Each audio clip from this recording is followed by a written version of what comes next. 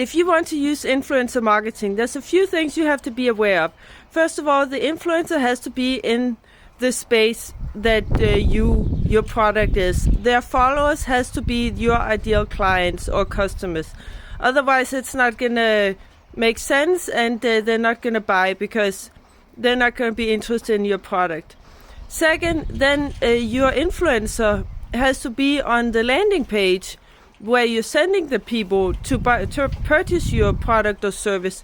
Otherwise, they're going to think the followers who are going to go to the landing page, they're going to think that something is wrong, that they went through a wrong link because it doesn't seem connected to that influencer post that they just clicked on.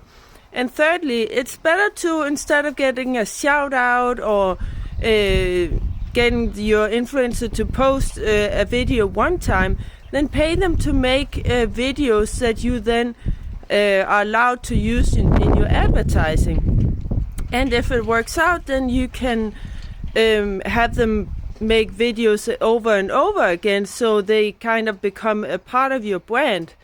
This kind of influencer marketing is the kind that works best at the moment. Comment below, give me a like if you like it, and follow for more.